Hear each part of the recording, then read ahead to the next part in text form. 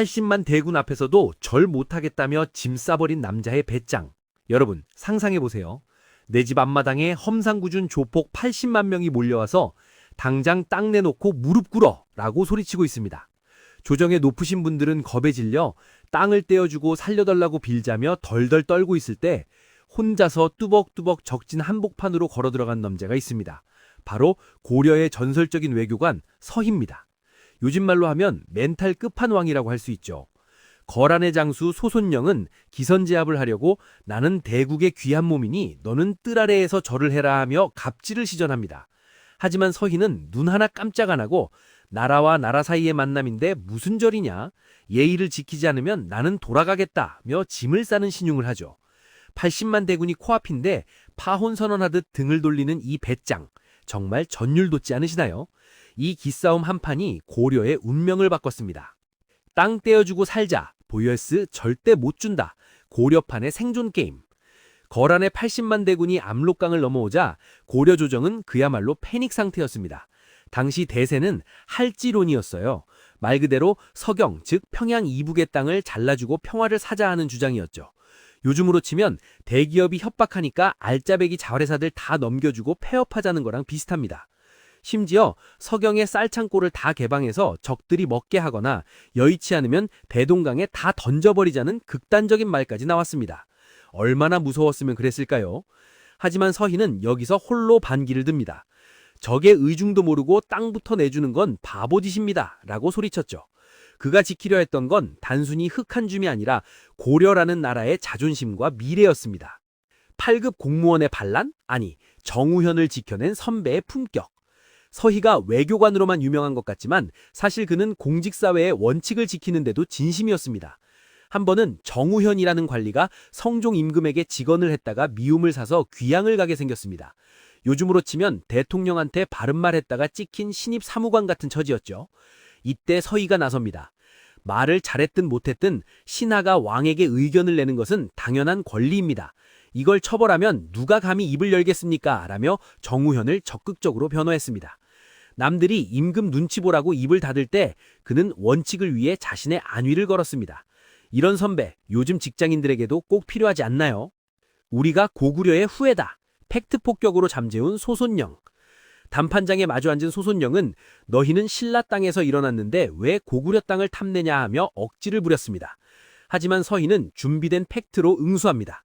우리 국호가 왜 고려겠느냐? 우리가 바로 고구려의 정통 후계자다. 오히려 너희가 우리 땅을 불법 점거하고 있다는 거죠.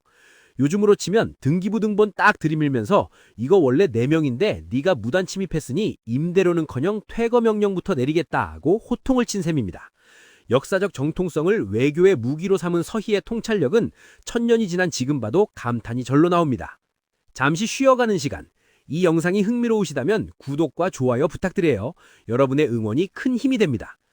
강화론의 진짜 속사정. 적의 가려운 곳을 긁어줘라. 서희가 무조건 싸우자고만 한 건 아니었습니다. 그는 강화론의 실천가였죠. 거란이 고려를 침공한 진짜 이유는 고려를 멸망시키는 것이 아니라 고려와 송나라의 관계를 끊고 자기네 편으로 만드는 것이었습니다. 서희는 이 니즈를 정확히 읽었습니다. 우리가 거란이랑 친하게 지내고 싶어도 중간에 여진족이 가로막고 있어서 길을 못 가는 거다. 그러니 여진족을 몰아내고 우리에게 땅을 주면 우리가 너희랑 친하게 지낼게. 이게 서희의 핵심 전략이었습니다. 상대방이 원하는 명분을 주면서 우리는 실리, 즉 땅을 챙기는 고도의 심리전이었죠. 여진족과의 묘한 관계, 중간에 낀 샌드위치의 반격. 당시 고려와 거란 사이에는 여진족이 살고 있었습니다. 여진족은 요즘으로 치면 유통경로를 장악하고 통행료를 뜯어가는 중간 상인 같은 존재였죠. 거란은 이 여진족 때문에 고려와 직접 소통하기 힘들었습니다. 서희는 이 점을 이용해서 여진족이 우리를 괴롭혀서 너희한테 공물을 못 바친다는 핑계를 댑니다. 거란 입장에서는 아 그래? 그럼 여진족 쫓아내고 그 땅 너희 관리해 라고 할 수밖에 없게 만든 거죠. 적의 적을 이용해서 내 통역을 넓히는 기막힌 지정학적 외교였습니다. 성종 임금의 눈물과 서희의 결단. 성종은 본래 원칙주의자였지만 거란의 위협 앞에서 인간적인 고뇌에 빠졌습니다. 내 백성들이 죽어가는 꼴을 볼 수 없다는 울먹던 성종에게 서희는 강한 확신을 줍니다. 임금님, 제가 가서 해결하고 오겠습니다. 만약 실패하면 제 목을 치십시오. 요즘으로 치면 위기 상황에서 사표를 미리 써놓고 현장으로 뛰어드는 전문 경영인의 모습이죠. 성종은 서희의 그 결연한 눈빛을 보고 할지론을 거두어드렸습니다. 신뢰받는 신하와 그 신하를 믿어준 임금의 합작품이었습니다. 밥은 먹고 다니냐? 단판 후 나는 적장의 잔치. 단판이 성공적으로 끝나자 소손령은 서희에 감탄합니다. 고려에 이런 인재가 있다니 놀랍다 하며 잔치를 베풀고 낙타 10마리, 말 100마리, 양 1000마리를 선물로 줍니다.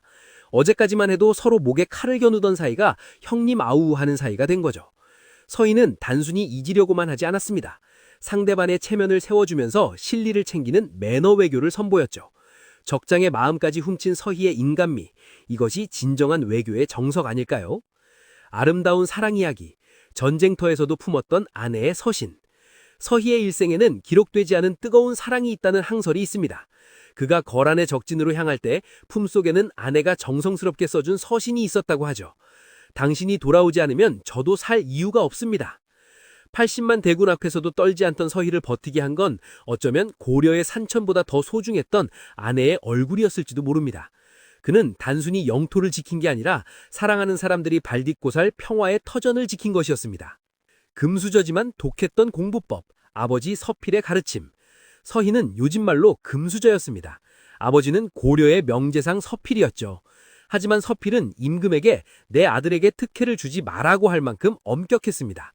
서희는 아버지의 후광 대신 밤을 새워 고전을 읽고 세상을 읽는 법을 배웠습니다. 풍족한 환경에서도 자신을 채찍질했던 그 독한 근성이 있었기에 훗날 소손령과의 기싸움에서 밀리지 않는 탄탄한 내공이 만들어진 것입니다. 여러분의 자녀들에게도 서필과 서희 같은 건강한 엄격함이 필요하지 않나요? 강동 6주, 21세기 가치로 환산하면 수조원.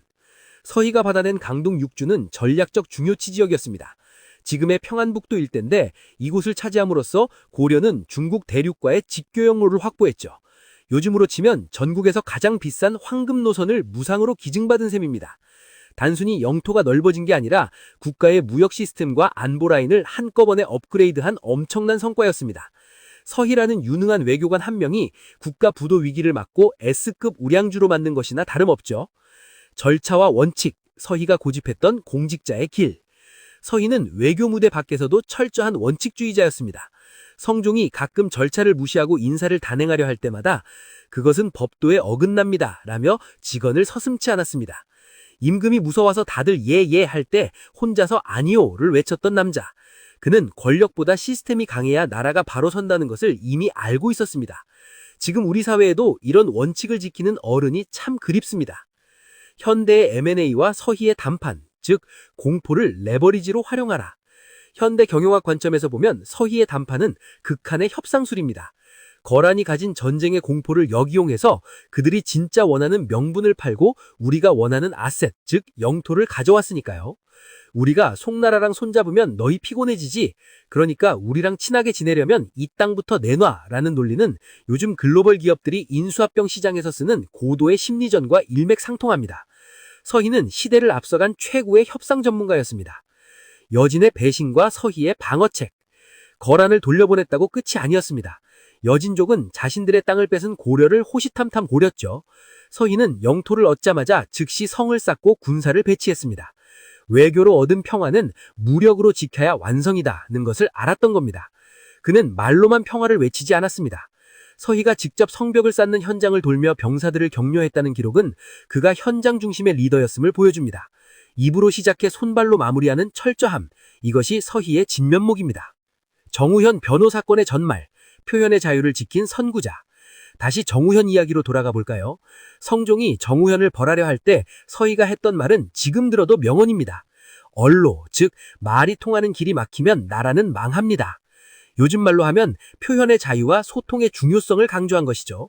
그는 후배 공직자가 소신을 가질 수 있도록 방패가 되어주었습니다. 자신의 승승장과보다 조직의 건강함을 먼저 생각했던 서희의 따뜻한 리더십이 느껴집니다. 서희가 21세기에 태어났다면 글로벌 중재자가 되었을 겁니다. 언어 장벽쯤은 통찰력으로 넘어서고 상대방의 아픈 곳을 찌르면서도 기분 나쁘지 않게 제안을 던지는 마술 같은 존재 말이죠. 그의 외교 철학은 지금도 유효합니다. 힘이 없으면 목소리를 낼 수 없고 전략이 없으면 힘을 쓸 수 없다. 서희는 작은 나라가 거대 제국 사이에서 살아남는 법을 온몸으로 증명했습니다. 죽음 앞에서도 붓을 놓지 않은 투혼. 서희는 57세의 나이로 세상을 떠납니다. 병석에 누워있으면서도 그는 거란의 동태를 보고받고 대비책을 지시했다고 합니다. 내가 죽어도 저 땅만은 지켜야 한다는 그의 마지막 유언은 고려인들의 가슴에 불을 지폈습니다. 그는 숨을 거두는 순간까지도 고려의 산하를 걱정했습니다. 진정한 애국이란 화려한 구호가 아니라 매일매일 내 자리를 지키는 숭고한 집착이라는 것을 서희는 몸소 보여주었습니다. 비교의 관점. 서희 vs 강감찬. 누가 더 위대할까? 서희와 강감찬 장군을 비교해보는 것도 재미있습니다. 강감찬이 무력으로 평화를 지켰다면 서희는 지혜로 평화를 만들었습니다. 요즘으로 치면 강감찬은 든든한 보안업체고 서희는 유능한 외교관인 셈이죠. 두 사람 모두 고려의 보배였지만 서희가 강동 6주라는 전략적 발판을 미리 만들어두지 않았다면 강감찬의 귀주 대첩 승리도 불가능했을 것입니다. 평화를 설계한 서희와 그 평화를 수호한 강감찬, 두 거인이 있어 고려는 강했습니다. 우리 가슴 속에 살아있는 서희의 붓과 혀. 자, 여러분, 긴 시간 동안 고려의 자존심, 서희의 인생을 함께 여행했습니다. 80만 대군 앞에서 꼿했던 그의 기계, 후배를 지켜준 따뜻한 동료애, 그리고 나라를 위한 치열한 고뇌까지. 서희는 단순한 역사 속 인물이 아니라 오늘을 사는 우리에게 당당하게 너의 길을 가라고 응원해주는 선배님 같습니다. 세상의 파도가 아무리 높게 쳐도 서희처럼 나만의 논리와 배짱을 가지고 맞선다면 우리도 우리 인생의 강동 6주를 반드시 찾아올 수 있을 겁니다. 당신의 말 한마디가 역사를 바꿉니다. 서희의 이야기는 여기서 끝이 아닙니다. 우리 모두의 가슴 속에는 서희 같은 잠재력이 있습니다. 위기의 순간에 포기하지 않고 상대를 이해하며 나만의 카드를 던지는 용기. 그것이 오늘날 우리 시니어 세대가 자식들에게 그리고 세상에 전해주어야 할 진정한 유산이 아닐까요? 오늘 하루 여러분의 삶이라는 외교 무대에서 서희처럼 멋진 담판을 벌이시길 응원합니다. 따뜻한 말 한마디로 가족의 마음을 얻고 지혜로운 선택으로 내일을 준비하는 여러분이 바로 이 시대의 서희입니다.